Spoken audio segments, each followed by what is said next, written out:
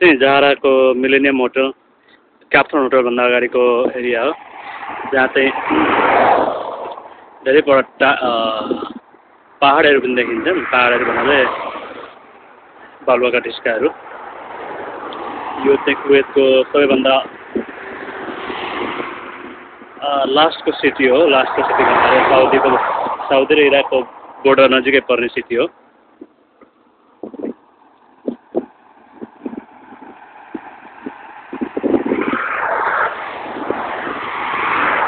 अहिले म क्याप्टन होटलतिर लागिराखेको छु।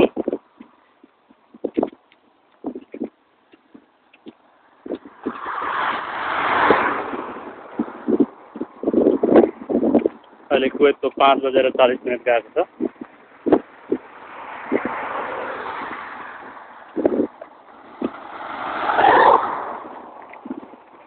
घाम जाने अस्ताउने बेला भएका छन्।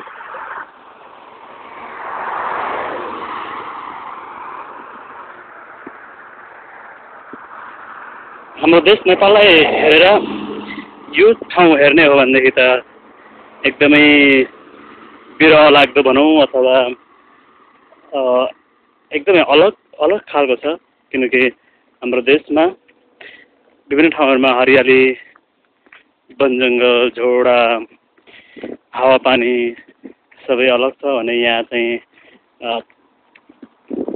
जाडामा 3 डिग्री भयो भनेदेखि गर्मीमा 53 डिग्री 54-55 डिग्रीसम्म पनि गर्मी हुन्छ।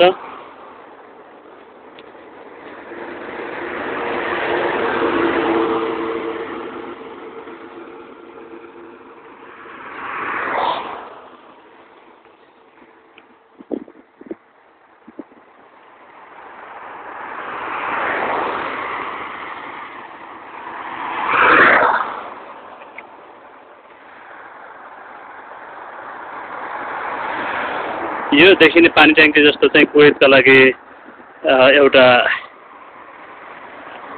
नयाँ राष्ट्रिय चिन्ह भन्दा पनि हुन्छ, जुन चाहिँ जहीँ पानी ट्याङ्कीका रूपमा देख्न सकिन्छ।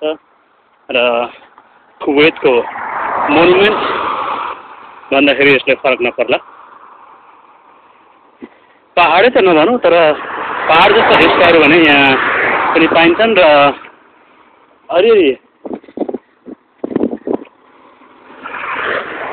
बुटाबुटीहरू छन् यहाँनिर।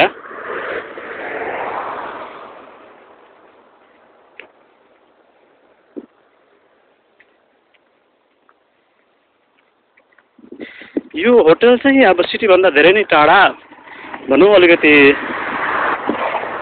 साइडमा पर्छ, जसले गर्दाखेरि हामी सिटी जान आउन अथवा विभिन्न खालका बजार जान आउनमा चाहिँ अलिकति गाह्रो पर्ने हुन्छ। यसलाई रिसोर्टको रूपमा डेभलप गरिएको छ।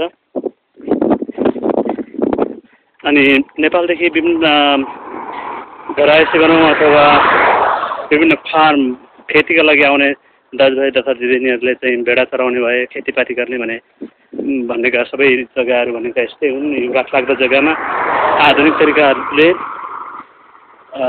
पानीको व्यवस्था गरेर खेतीपाती गरिन्छ। यहाँनिर देखिने ससाना बुट्टाबुट्टीहरूलाई भने त्यतिकै हुर्केका होइनन्। यिनलाई पनि पानी त्यत्तिकै सिँचाइको त्यत्तिकै व्यवस्था गरिएको हुन्छ। हामीले खेतमा जति धान फलाउनलाई मेहनत गर्छौँ, त्योभन्दा अलिकति बढी नै यिनीहरूले मेहनत गरे हुन्छ बुट्टाबुट्टीलाई हरियाली रूप दिनको लागि। यहाँ तपाईँहरूले देख्नुहुन्छ कि एकदम लाइनबद्ध अथवा क्रमबद्ध रूपमा राखिएका छन्, जुन उमारिएका छन्, सजिएका छन्। त्यसले पनि हाम्रो प्रश्न हुन्छ कि आफै उम्रेका होइन, यहाँ चाहिँ हामी मान्छेहरूले स्याहार सुसार गरेर उमारेका बुट्टाबुट्टी हुन्।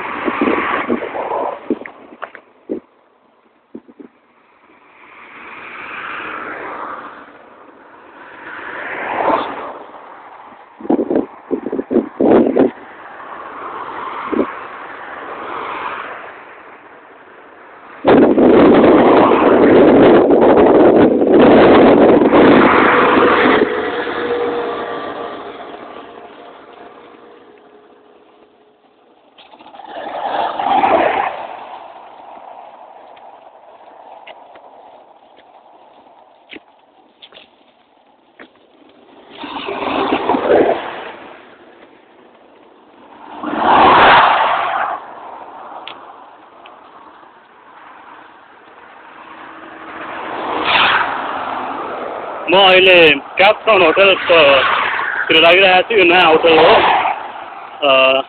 तर होटल अलिकति पर भएको हुनाले मलाई त्यहाँसम्म पुग्न अलिकति गाह्रो भइरहेको छ।